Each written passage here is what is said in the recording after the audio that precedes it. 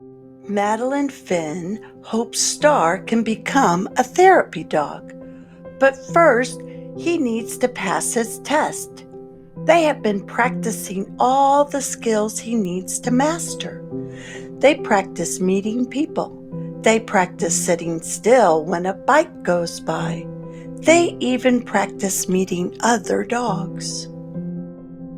Now Madeline Finn and Star are off to Walker Oaks, a retirement community where Star will take his test.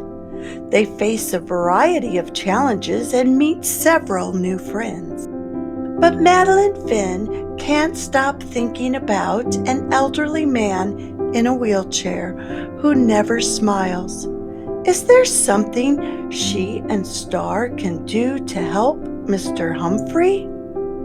Let's find out when we read Madeline Finn and the Therapy Dog by Lisa Papp.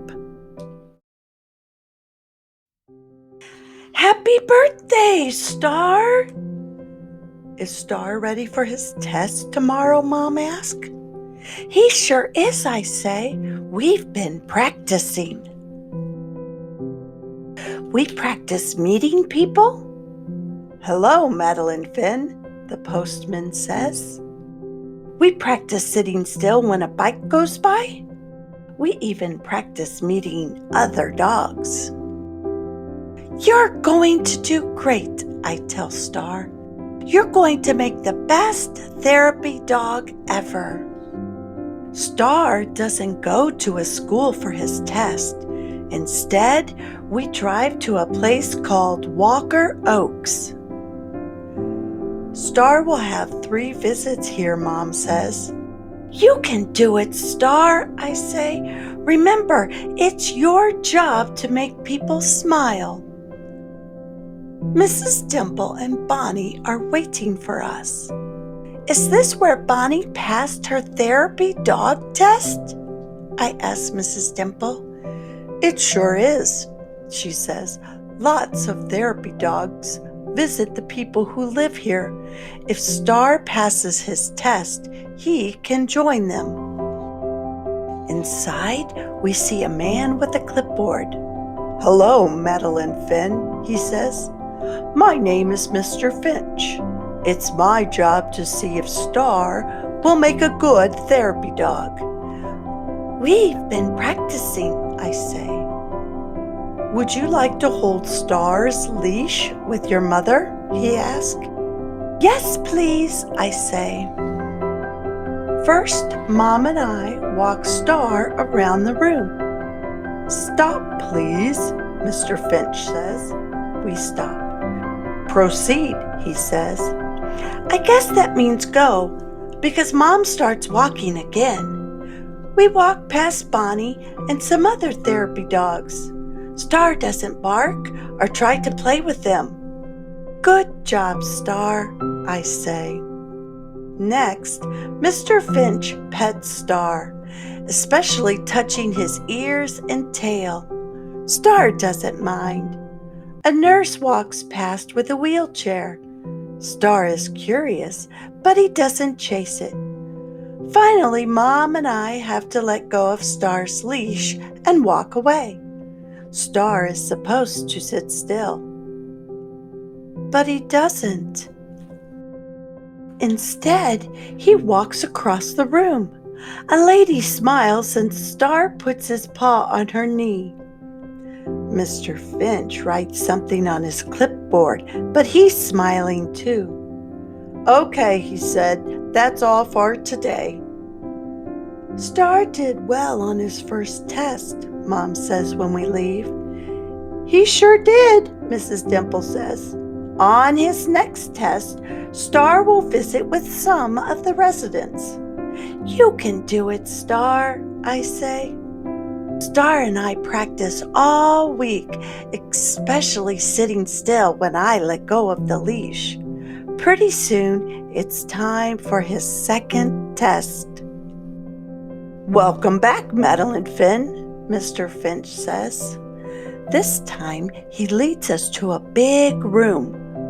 Why don't you and Star go in and say hello? I'm kind of nervous, but Star isn't. He walks right up and smiles. "Oh, isn't he just the sweetest thing?"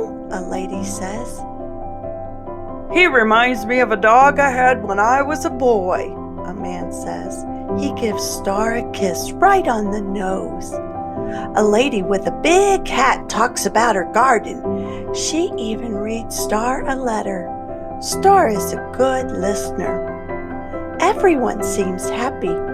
Everyone except a man in the corner. "This is Mr. Humphrey," a nurse says. "Would you like to pet Star?" I ask. Mr. Humphrey doesn't say anything. Mr. Finch takes some more notes. Then it's time to go. "Star did well on his second test," Mom says. "But he didn't make Mr. Humphrey smile," I say. "Some people need time," Mom says. "Remember how patient Bonnie was with you when you were learning to read?" I think about that all the way home. "You made a lot of people smile today," I tell Star when we get home. "We have to work on Mr. Humphrey, though. Maybe he likes hide and seek. That might make him smile. Or card tricks. I don't think we can bring tennis balls. Besides, Mr. Humphrey might not have a mitt." Before bed, Star and I practice reading together. "You've got one more test," I say. And then I tuck a few books into my bag. Next time we visit Walker Oaks, Mr. Finch is waiting in the hallway. "Hello again, Madeline Finn," he says. "Today, Star is going to ride the elevator." "Oh, no," I whisper. "We didn't practice that."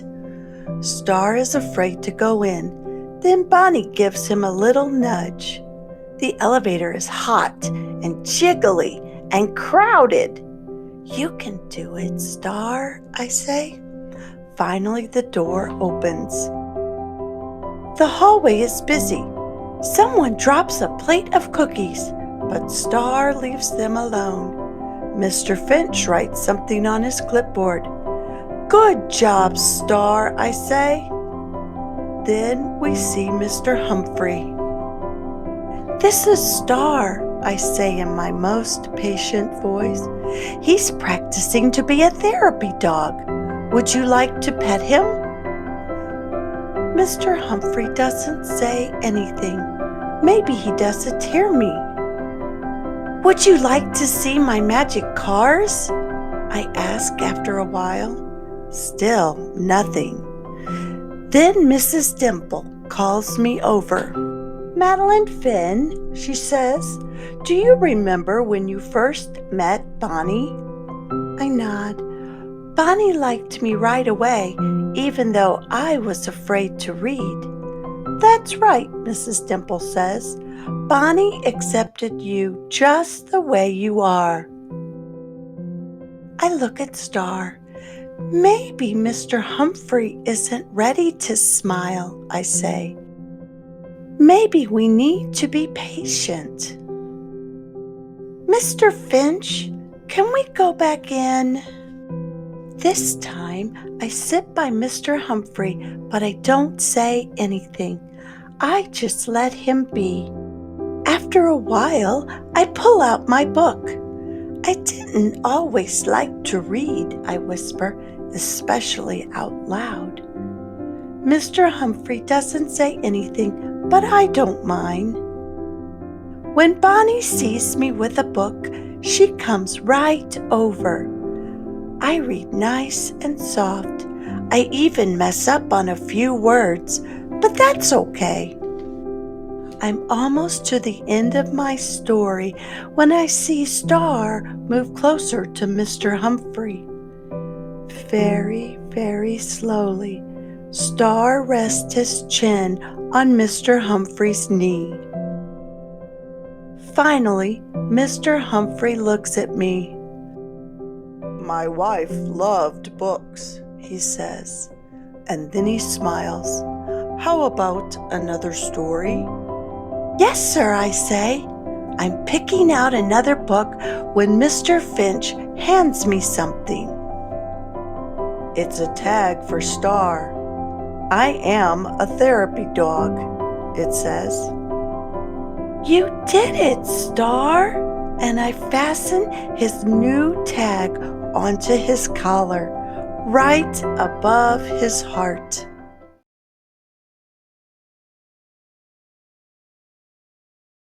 Hello, friends. Did you enjoy our story today? Another one in the Madeline Finn series. Don't forget to look for all of my other stories in the Madeline Finn series on Storytime with Lorelei. Thanks for listening. Bye for now.